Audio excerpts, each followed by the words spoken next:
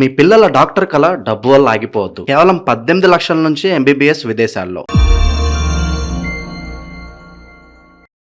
అందరికీ నమస్కారం. నేను శిరీష. ప్రస్తుతం మనతో పాటు ఉన్నారు ప్రముఖ ఆధ్యాత్మికవేత్త, జ్యోతిష్య వస్తు పండితులు బ్రహ్మశ్రీ ఉమా మహేశ్వర సిద్ధాంతి గారు. గురుగారితో మాట్లాడతాం.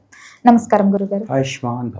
గురుగారు, ఆగస్టు మాసంలో ధనుసు రాశి వారికి ఎలా ఉండబోతుందంటారు? ఎలాంటి జాగ్రత్తలు తీసుకోవచ్చు అంటారు? ఒకసారి తెలియజేయండి. సర్వమంగళ మాంగళ్యే శివే సర్వార్థ సాధకే శరణ్యే త్రయంబకీ దేవి నారాయణీ నమోస్తుతే. ఓం శ్రీ గురుభ్యో నమః. ఓం శ్రీ ఖం గణపతియై నమః. ధనస్సు రాశి. గత సంవత్సరంలోకి వెళ్దాం. గత సంవత్సరంలో అంటే 2025వ సంవత్సరంలో ధనస్సు రాశికి ఎదురు లేకుండా వెళ్ళారు. అన్నిటి విధంగా ఉన్నది. తదుపరి మొన్న ఉగాది నుంచి ఇప్పటి వరకు కొద్ది ఇబ్బందులు పడ్డారు. కానీ ఇప్పుడు జ్యేష్ఠమాసం, అధిక జ్యేష్ఠమాసం, నిజజ్యేష్ఠమాసం జరిగి ఆషాఢమాసం కూడా జరిగి శ్రావణ మాసంలోకి అడుగుపెట్టారు. ధనస్సు రాశి మీద ఏ గ్రహ దృష్టిలో ఉన్నాయి అని చూద్దాం. ధనస్సు రాశి మీద బుధుని దృష్టి ఉంది, మంచిది, యోగదాయకమైన స్థితి ఉంది. అలాగే ధనస్సు రాశి మీద కేతుగ్రహ దృష్టి ఉంది. ధనస్సు రాశి మీద కుజగ్రహ దృష్టి ఉంది. కుజవత్తు కేతువు. ధనస్సుకి ఆధిపత్యాన్ని వహించిన వాడు గురుడు. గురుడు ఉన్న స్థానం మిత్రులతో కలిసి ఉచ్చక్షేత్రమైన కర్కాటక రాశిలో ఉన్నాడు. అన్ని శుభదాయకములు, అన్ని విధములుగా యోగదాయకములు పొందే విధానం ఉంది. ఈ ధనస్సు రాశి వారికి ఈ యొక్క మాసములో పట్టిందల్లా బంగారమే. నువ్వేం పట్టినా బంగారం అవుతుంది. నీ మాటకు ఎదురు లేకుండా ప్రతివాడు విశ్వసించి మీకు అపారమైన గౌరవ మర్యాదలను పెంచుతున్నాడు, ఉన్నతమైన గౌరవ మర్యాదలను ఇస్తున్నాడు. అలాగే భూములకు సంబంధించిన విధానంలో మీరు కొన్న లాభమే, అమ్మినా లాభమే. ఈ ధనుసు రాశి వారు భూములు వ్యాపారం చేసేవాళ్ళు ఉంటే వాళ్ళు కొన్నా లాభమే, అమ్మినా లాభమే, నష్టం అనేది జరగదు. అటువంటి శుభ ఫలితాలు ఎక్కువగా ధనుసు రాశి వారికి వస్తున్నాయి. అయితే ఈ ధనుసు రాశి వారికి అధికమైన ధన యోగ్యత కలుగుతుంది. ఈ మాసంలో అత్యధికమైన ధన యోగ్యత కలుగుతుంది. లక్ష్మి ఎప్పుడైతే కలిగిందో కళ్ళు నెత్తికెక్కుతాయి ఎవరికైనా. అవునండి, సహజమే. ధనం ఎప్పుడైతే పెరిగిపోయిందో నన్ను మించిన వాడు లేదా నిజమని హేతడు ఏదో గొప్పలాగా నేను చెప్పిందే వేదం ఏది తెలియదు. ఎప్పుడైతే అటువంటి విధానాన్ని వీళ్ళు అవలంబించారో అధికమైనటువంటి మోసానికి గురైపోతారు. వీళ్ళు చేసే వ్యాపారం నుంచి ఇందా చెప్పాను. ఇల్లు అమ్మినా, భూములు అమ్మినా, కొన్నా లాభమే. నువ్వు గర్వంతో నువ్వు చేస్తే ఎదుటివాడు చెప్పిన విధానాన్ని అవలంబిస్తే, నువ్వు ఎప్పుడైతే గర్వపడి చేశావో నాకే తెలుసు అనే భావం చేశావో అప్పుడు నష్టపోయావు. ఏమన్నా ఇంత యోగదాయకమైన స్థితిలో ఉంది కదా, ఎందుకు జరిగిందంటే మోక్షకారకుడైన కేతు దృష్టి ధనస్సు మీద పడి ఉన్నందువలన నష్టదాయకం. కేతు ఎలా చూస్తాడు? అన్ని సవ్యంగా చూస్తాయి గ్రహాలు. రాహుకేతులు అపసవ్యంలో చూస్తాయి, వెనక నుంచి చూస్తాయి. వెనక దృష్టి వస్తుంది. వెనక దృష్టి ఎలా ఉంటుంది? అది పాజిటివ్ ఉంటుంది, నెగిటివ్ ఉంటుంది. అది నెగిటివ్. కేతు దృష్టి ఎప్పుడైతే ఎక్కడుంది? ఈ ధనుసు రాశి మీద ఉంది, 9వ స్థానం. వెనక నుంచి లెక్కేస్తే సింహరాశిలో ఉన్న కేతువు వెనక నుంచి లెక్కేస్తే 9వ స్థానంలోకి వచ్చాడు. ఇటువంటి విధానంలో ఉన్నప్పుడు నష్టదాయకమైన స్థితిని వీళ్ళు పొందుతున్నారు. కాబట్టి దానికి జాగరూకతను వహించుకోవాలి.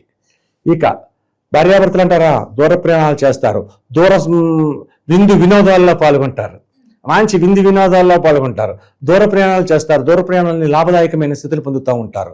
అలాగే ఉద్యోగ రంగంలో ఉన్న వారికి కూడా ఉన్నతమైన స్థానాలను చేరుకునే అవకాశాలు ఎక్కువగా ఉన్నాయి. ధనుసు రాశి వారికి ఈ మాసం అంతా కూడా పట్టిందల్లా బంగారం అవుతుంది. అనుకున్న పనులను అనుకున్న దానికి నిర్విఘ్నంగా చేయగలుగుతారు.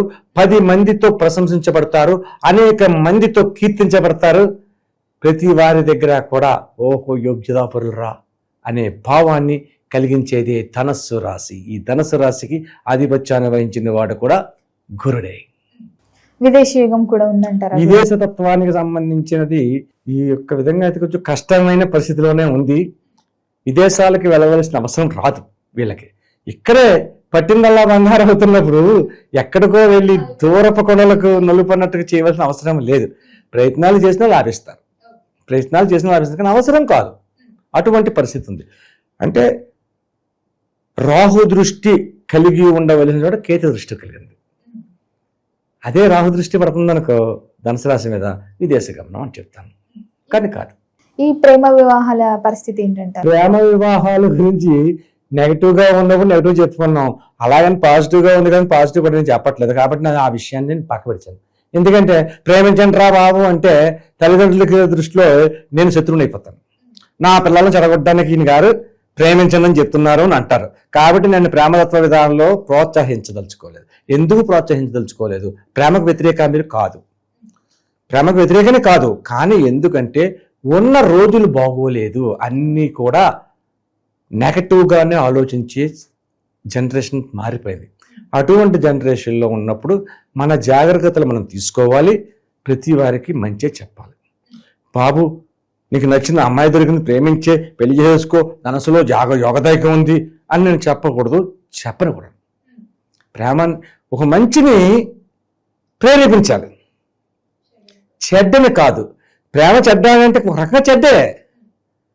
ప్రేమించవా నీ తల్లిదండ్రుల్ని, నీ దేశాన్ని ప్రేమించు.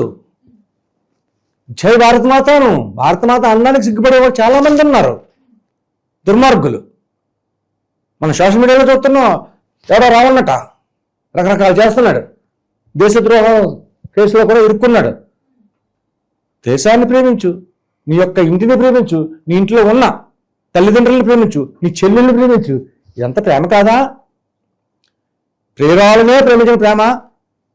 ప్రియురాలు ఏం చేస్తుందో తెలదు, డ్రమ్ములో పడుకు పెట్టద్దేమో 4 రోజులు పోయి తర్వాత, లేదంటే బాత్రూంలో ఇవన్నీ చూస్తున్నాం టీవీలో. బాత్రూంలో సమాజ్ చేసిన బాత్రూంలో కప్పిడిసి పైన టైల్స్ ఏం చేశారట. కాబట్టి ప్రేమతత్వ విధానాల గురించి చెప్పండి అని అడిగితే నేను చెప్పను. వద్దు బాబు, ఎందుకు వచ్చింది ఈ యొక్క తల్లిదండ్రులు నా గురువుగారు చెప్పారు, నా కొడుకు ఇలాగ వెళ్ళిపోయాడు, ఇలాగ అయిపోయిందని చెప్పేసి అందుకుంటారు. కాబట్టి ప్రేమ విధానం గురించి నెగిటివ్ ఉంటే నెగిటివ్ చెప్తాను, పాజిటివ్ ఉంటే చెప్పను. మరి గురుగారు, ఈ మాసంలో ధనుసు రాశి వారు ఏ దైవ నామస్మరణ చేస్తే బాగుంటుందంటారు? ఎలాంటి పరిహారాలు చేసుకోవచ్చు అంటారు?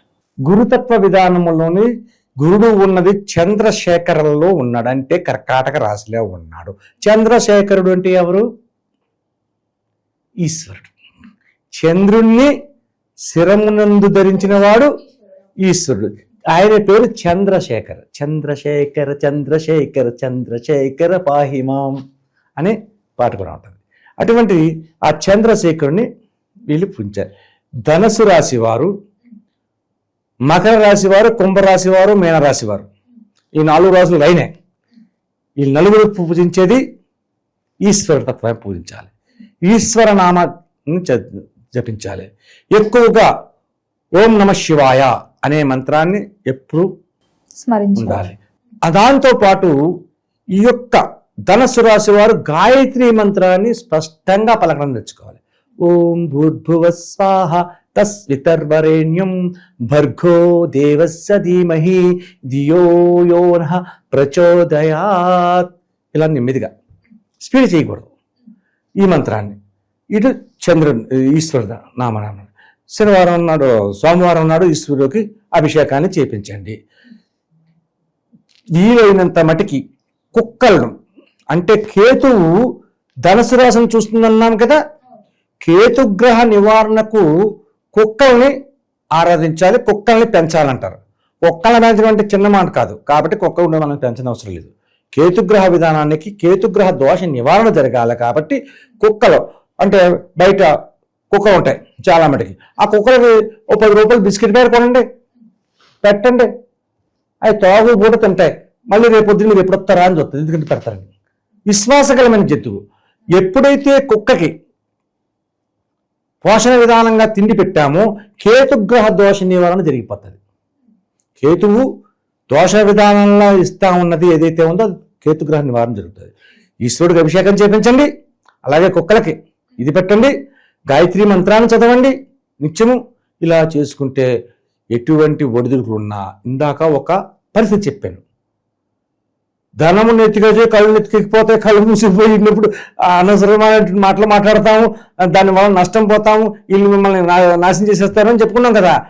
ఆ యొక్క విధానం పోవడానికి కూడా కుక్కల బిస్కెట్. ఇక బిస్కెట్ కాదు ఇంకైనా చెప్పండి, మీరు చేయగలమంటారా? గోధుమ పిండితో చేసిన రొట్టెలు పెట్టండి, ఇంకా మంచిది. లేదు ఇంకా మేము చేయగలం, మాకు ఇంట్లో పెంపుడు కుక్కలు కూడా ఉన్నాయి, మా ఇంటి పక్క కూడా పెంపుడు కుక్కలు ఉన్నాయి అని ఉంటారా? మినపతోటి గారెలు చేయండి. ఉల్లిపాయలు వేయకూడదు. మినుములతోటి చిన్న చిన్న గారెలు మినపపిండితో చేయండి. 12 గారెలు దండకొచ్చండి. బలమైన తోటతో కాదు, ఇలా తెంపితే తెగిపోయేలా ఉండాలి. తాడుతో చెప్పి ఒక కుక్క దగ్గరికి వెళ్ళి ఆ కుక్క బొట్టు పెట్టి, కొత్త కుక్క అయితే పెట్టండి, కలిసి కొంచెం అలవాటు ఉన్నారు ఉన్న కుక్క, దానికి బొట్టు పెట్టి ఈ గారెల దండ వేడివేడిగా ఉండకూడదు, చల్లారిపోయారు, గారెల దండ దాన్ని మెల్ల వేసి దాన్ని కాళ్ళకి పెట్టి నమస్కరించుకోండి. కాలభైరవుడు, అక్కడ మీరు నమస్కరించింది ఊరకొక కాదు, కాలభైరవుడు. కాలభైరవుడికి పెడితే కేతుగ్రహం తునాథోగా అయిపోద్ది, ఎటువంటి విధానం.